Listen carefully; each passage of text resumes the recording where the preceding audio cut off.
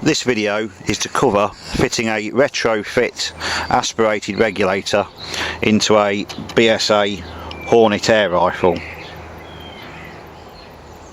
Firstly, make sure that the air reservoir is empty of all the gas and that you're happy that there's no residue air pressure left inside. Next, clean the top of the reservoir cylinder with a little bit of light spirit.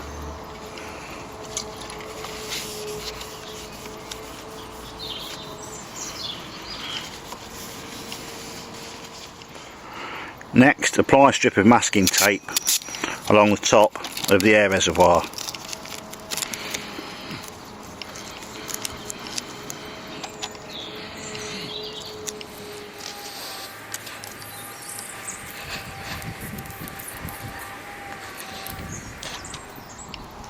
Then draw along either side of the barrel.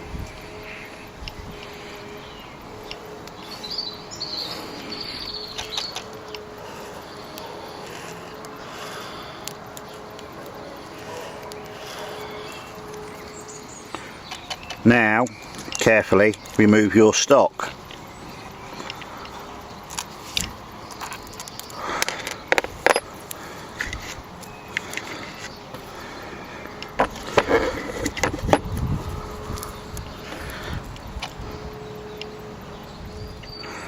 Now remove the nut that holds the stock in situ and the cocking linkage.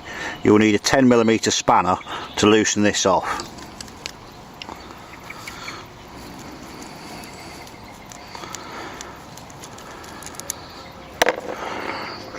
Once removed, be careful with it because it's still going to be attached to the trigger mechanism and wobbling about, so be careful not to damage it.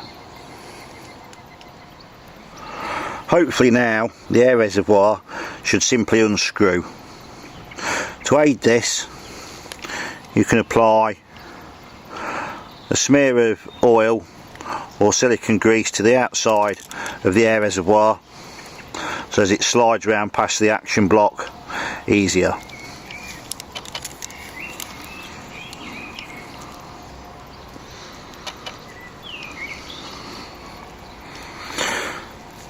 To hold the cylinder securely, you might want to use some rubber gloves or a sheet of rubber.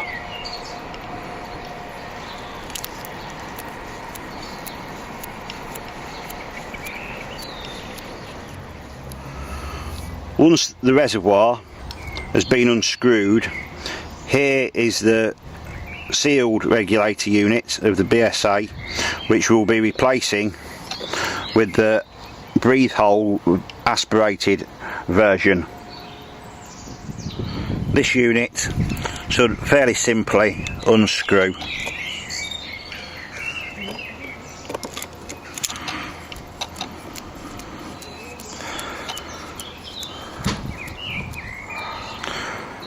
This is the regulator unit removed from the BSA, which normally screws onto here, and this is the outlet valve spring. Now, in exactly the same way as fitting any other of our regulators into any other rifle, fit in the standoff. In this case, screw it on to where the old BSA regulator fitted. Align the new regulator and the end of the air reservoir with the thread on the action. Mark on where the O-rings are approximately from the regulator, and in between, on the top of the barrel, in between the two lines that you've earlier marked, this is where you will drill the breathe hole. This can be as small as you can possibly make it, but generally it's about 1.5mm to a maximum we recommend of 3mm. To hold your cylinder steady whilst you dot punch it and drill it, you really should use an engineer's V-block, or if you don't have one of these, use some old pieces of wood or plastic to make yourself a simple support to stop your reservoir rolling away whilst you're working on it. Make sure that your dot punch is nice and sharp and choose a hammer which isn't too small but then again isn't too big. When dot punching, make sure that the punch is held firmly down towards the reservoir. If you hold it too loosely, the hammer and the punch might bounce and you'll end up with two dot punch marks. When you come to drill your reservoir, use the smallest drill you can. This is normally a 1.5mm drill, as most chucks tend to be 1.5 to 13mm.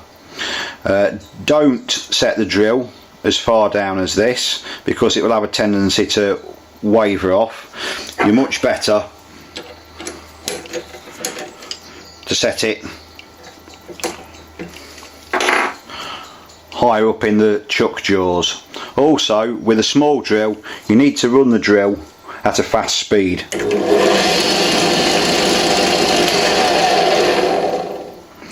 But before you drill, make sure that everything all lines up.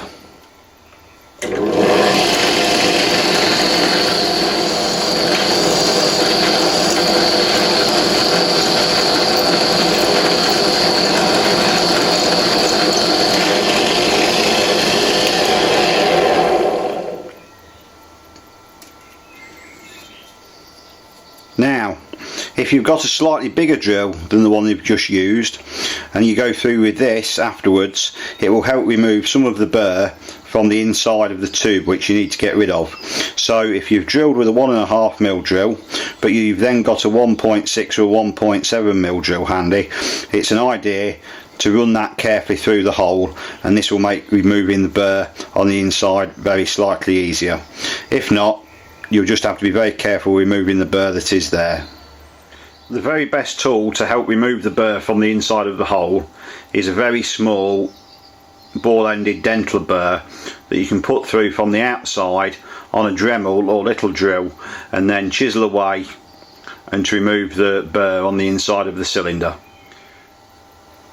If you don't have a dental burr that you can use a curved file of roughly the same sort of curve of the inside diameter of the air reservoir.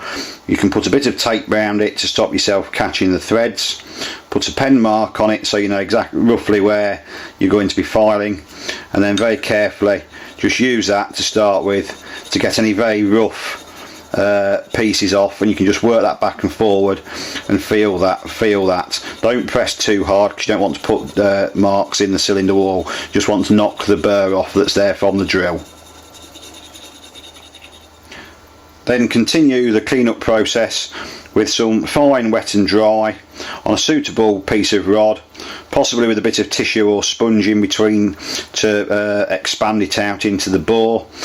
Mark on again whereabouts the hole is, and then simply insert that into the tube and continue to remove the rest of the burring until you're quite happy that everything is well done.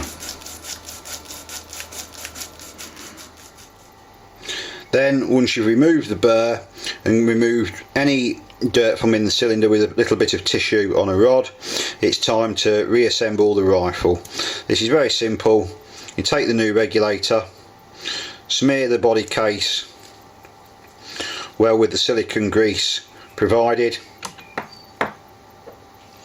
place some of the silicone grease down also inside the cylinder, and then when you place the regulator into the reservoir, the tail goes towards the fill end. Make sure that the breathe hole is facing up towards the hole that you've drilled, and simply push it into place.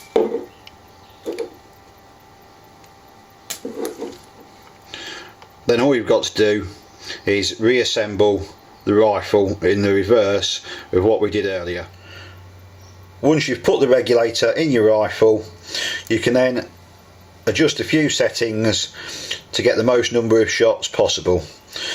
If you can remove the back cap of the action, you can use Allen key to wind the hammer spring in and out to adjust its tension. To remove the regulator from the air reservoir, you would simply use a M5 screw and an Allen key. you can put this down inside the cylinder and it screws into the front, and then you can pull the regulator out of the rifle using a pair of pliers. Then if you watch the video on pressure adjustment, you can adjust the pressure that the regulator gives out with the adjustment screw on the back. So playing with those settings should mean that you can get the gun set up absolutely perfectly and get a large number of shots from it, exactly as you did when the BSA regulator was in the gun from new.